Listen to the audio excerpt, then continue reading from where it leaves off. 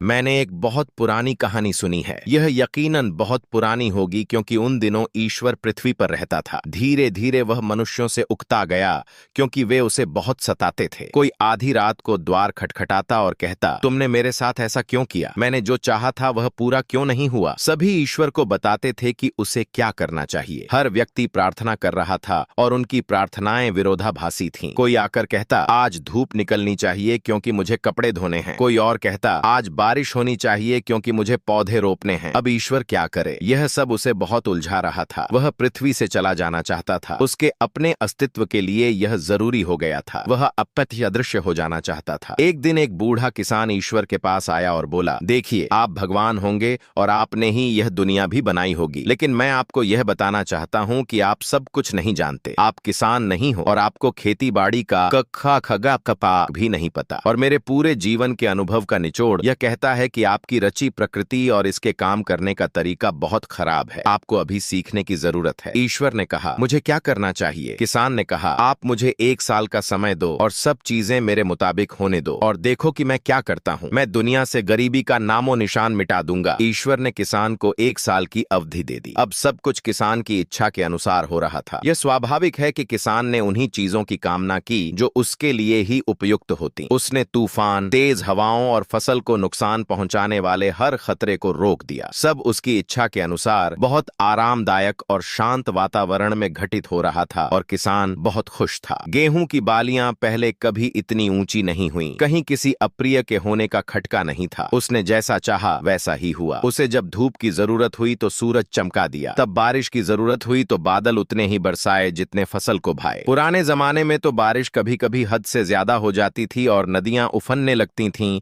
फसलें बर्बाद हो जाती थीं। कभी पर्याप्त बारिश नहीं होती तो धरती सूखी रह जाती और फसल झुलस जाती। इसी तरह कभी कुछ लगा रहता। ऐसा बहुत कम ही होता जब सब कुछ ठीक ठाक बीतता। इस साल सब कुछ 100% सही रहा। गेहूं की ऊंची बालियां देखकर किसान का मन हिलोरें ले रहा था। वह ईश्वर से जब कभी मिलता तो यही कहता, आप देखना, इस साल इतनी पैदावार होगी कि लोग 10 साल तक आराम से बैठकर खाएंगे। लेकिन जब फसल काटी गई तो पता चला कि बालियों के अंदर गेहूं के दाने तो थे ही नहीं। किसान हैरान परेशान था। उसे समझ नहीं आ रहा था कि ऐसा क्यों हुआ। उसने ईश्वर से पूछा, ऐसा क्यों हुआ? क्या गलत हो गया? ईश्वर ने कहा, ऐसा इसलिए हुआ कि कहीं भी कोई चुनौती नहीं थी, कोई कठिनाई नहीं थी, कहीं भी कोई उलझन, दुविधा, संकट नहीं था और सब कुछ आदर्श था। तुमने हर अवांछित तत्व को हटा दिया और गेहूं के पौधे नपुंसक हो गए। कहीं कोई संघर्ष का होना जरूरी था, कुछ झंझावात की जरूरत थी, कुछ बिजलियां का गरजना जरूरी था। ये चीजें गेहूं की आत्मा को हिलोर देती हैं। यह बहुत गहरी और अनूठी कथा है। यदि तुम हमेशा खुश और अधिक खुश बने रहोगे तो खुशी अपना अर्थ धीरे धीरे खो देगी। तुम इसकी अधिकता से ऊब जाओगे। तुम्हें खुशी इसलिए अधिक रास आती है क्योंकि जीवन में दुख और कड़वाहट भी आती जाती रहती है। तुम हमेशा ही मीठा मीठा नहीं खाते रह सकते। कभी कभी जीवन में नमकीन को भी चखना पड़ता है। यह बहुत जरूरी है। इसके न होने पर जीवन का पूरा स्वाद खो जाता है। ओशो।